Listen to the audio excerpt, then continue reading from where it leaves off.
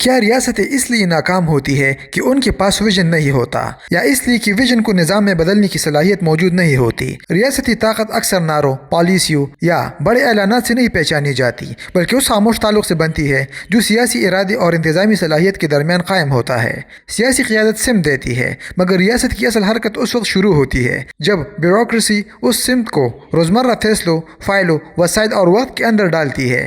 اگر یہ دونوں رفتاریں ایک دوسرے کے ساتھ ہم آہنگ رہے تو ریاست آہستہ آہستہ قابل اعتماد مشین بن جاتی ہے، لیکن اگر ان کے درمیان فاصلہ پیدا ہو جائے تو طاقت کا تصور برقرار رہتا ہے مگر نظام اندر سے کھوکھلا ہونا شروع ہو جاتا ہے۔ کیا سیاسی ارادہ خود بخود ریاستی طاقت پیدا کر دیتا ہے؟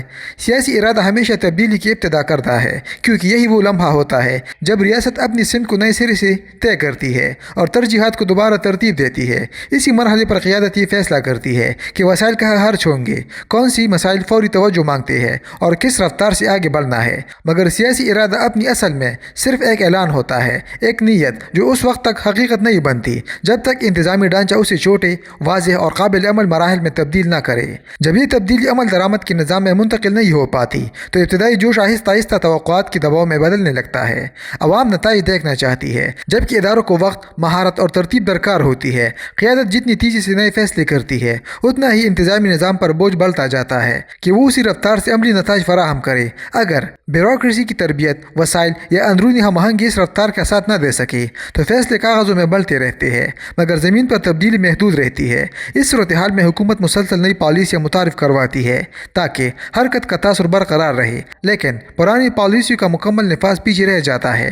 وقت کے ساتھ ریاست بظاہر سرگرم اور متحرک نظر آتی ہے مگر اس کی اصل انتظامی گرفت کمزور ہونے لگتی ہے، کیونکہ نظام اعلان کی رفتار تو اپنا لیتا ہے مگر عمل درآمد کی صلاحیت پیدا نہیں کر پاتا۔ کیا مضبوط بیوروکریسی بغیر سیاسی سمت کے مؤثر رہ سکتی ہے؟ انتظامی صلاحیت کسی بھی ریاست میں مستقل مزاجی اور تسلسل پیدا کرتی ہے، کیونکہ ادارے صرف افراد پر نہیں بلکہ طریقہ کار، تجربے اور اجتماعی یادداشت پر چلتے ہیں۔ وقت کے ساتھ بیوروکریسی فیصلوں کے نمونے محفوظ کرتی ہے، مسائل کو حل کرنے کے آزمودہ راستے بناتی ہے اور ایسی نظام قائم کرتی ہے جو روزمرہ معاملات کو بغیر رک کے آگے بڑھاتے رہے۔ یہی خصوصیت ریاست کو استحکام دیتی ہے، کیونکہ ہر نئی صورتحال میں دوبارہ ابتدا کرنے کی ضرورت نہیں پڑتی، مگر جب سیاسی سمت واضح نہ ہو یا قیادت ترجیحات کو مستقل انداز میں بیان نہ کرے تو یہی مضبوط انتظامی صلاحیت آہستہ آہستہ احتیاط اور جمود میں بدلنے لگتی ہے۔ افسران اس خوف میں مبتلا رہتے ہیں کہ کئی غلط سمت میں قدم نہ اٹھ جائے، اس لیے وہ نئی تجربات یا اصلاحات کے بجائے موجودہ نظام کو برقرار رکھنے کو محفوظ راستہ سمجھتے ہیں، چونکہ انہیں یہ یقین نہیں ہوتا کہ تبدیلی کتنی دیر قائم رہے گی یا اصل ترجیح کیا ہے۔ اس لیے فیصلہ سازی سست ہو جاتی ہے۔ نتیجتاً ریاست کا نظام بظاہر مستحکم رہتا ہے، روزمرہ امور چلتے رہتے ہیں، وسائل ضائع بھی نہیں ہوتے مگر نئی صلاحیت یا طاقت پیدا نہیں ہوتی۔ وقت گزرنے کے ساتھ ریاست ایک ایسی مشین بن جاتی ہے جو صرف رد عمل دیتی ہے، مسائل کو وقتی طور پر سنبھالتی ہے مگر مستقبل کی سمت خود متعین کرنے کی اہلیت کھو دیتی ہے۔ جب سیاسی رفتار اور انتظامی رفتار مختلف ہو جائے تو کیا ہوتا ہے؟ ہر ریاست کے اندر بیک وقت دو مختلف رفتاریں کام کر رہی ہوتی ہے، جنہیں ایک طرح سے دو گھڑیوں سے تشبیہ دی جا سکتی ہے۔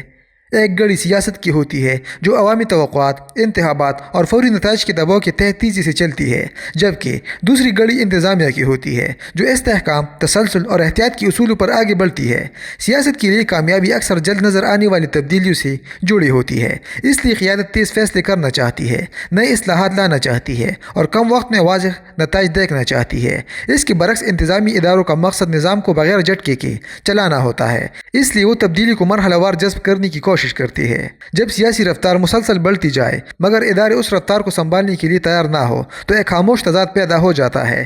فیصلے اوپر کی سطح پر واضح ہوتے ہیں مگر نچلی سطح تک پہنچتے پہنچتے ان کی ترجیح، شکل یا شدت بدل جاتی ہے، کیونکہ نظام خود کو محفوظ رکھنے کی کوشش کرتا ہے۔ اس صورتحال میں غیر یقینی بڑھتی ہے، اہلکار خطرہ لینے کے بجائے محتاط فیصلے کرتے ہیں اور تاخیر ایک عارضی مسئلہ نہیں بلکہ معمول بن جاتی ہے۔ وقت کے ساتھ یہی معمول ریاستی کارکردگی کو کمزور کرتا ہے اور دہائی بعد یہی سست رفتار قومی طاقت میں کمی کی صورت میں ظاہر ہونے لگتی ہے۔ کیا خوف پر چلنے والی انتظامیہ زیادہ مؤثر ہو سکتی ہے؟ بعض اوقات سیاسی قیادت یہ سمجھتی ہے کہ نظام کی رفتار بڑھانے کا سب سے مؤثر طریقہ سخت احتساب، مسلسل نگرانی اور دباؤ کے ذریعے فوری نتائج حاصل کرنا ہے۔ ابتدا میں اس حکمت عملی کے اثرات نمایاں نظر آتے ہیں کیونکہ افسران تیزی سے کام مکمل کرنے کی کوشش کرتی ہے، فیصلے جلدی ہونے لگتے ہیں اور ریاستی مشینری غیر معمولی طور پر متحرک دکھائی دیتی ہے۔ مگر وقت کے ساتھ جب ہر فیصلہ ذاتی خطرے سے جڑ جائے اور معمولی غلطی بھی سزا یا تنقید کا سبب بننے لگے تو انتظامی رویہ بدلنا شروع ہو جاتا ہے۔ اہلکار مسئلہ حل کرنے کے بجائے خود کو محفوظ رکھنے کو ترجیح دینے لگتے ہیں۔ اس ماحول میں تخلیقی سوچ کمزور پڑ جاتی ہے کیونکہ نیا راستہ اختیار کرنا خطرناک محسوس ہوتا ہے۔ نتیجتاً ذمہ داری ایک دفتر سے دوسرے دفتر منتقل ہوتی رہتی ہے، فائلیں حرکت میں رہتی ہے مگر حتمی فیصلے سامنے نہیں آتے۔ اختیارات نچلی سطح تک تقسیم ہونے کے بجائے اوپر جمع ہونے لگتے ہیں، جس سے پورا نظام چند مرکزی شخصیات پر انحصار کرنے لگتا ہے۔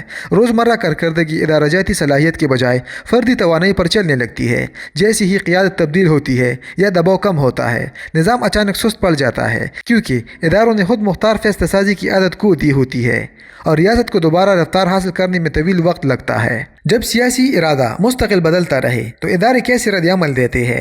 ادارے اپنی فطرت میں تسلسل، پیشگوئی اور استحکام پر زندہ رہتے ہیں، جبکہ سیاست کا بنیادی جوہر تبدیلی، نئی ترجیحات اور عوامی توقعات کے مطابق سم بدلنا ہوتا ہے۔ جب یہ دونوں رفتاریں متوازن رہے تو ریاست مؤثر انداز میں آگے بڑھتی ہے، مگر مسئلہ اس وقت پیدا ہوتا ہے جب سیاسی ترجیحات ہر چند سال بعد مکمل طور پر تبدیل ہونے لگے۔ ایسی صورت میں انتظامیہ طویل مدتی منصوبہ بندی سے آہستہ آہستہ دور ہو جاتی ہے کیونکہ اسے یقین نہیں رہتا کہ آج شروع کیا گیا منصوبہ کل بھی حکومتی حمایت حاصل کرے گا یا نہیں۔ اس غیر یقینی ماحول میں بیوروکریسی فطری طور پر کم سے کم خطرے والا راستہ اختیار کرتی ہے۔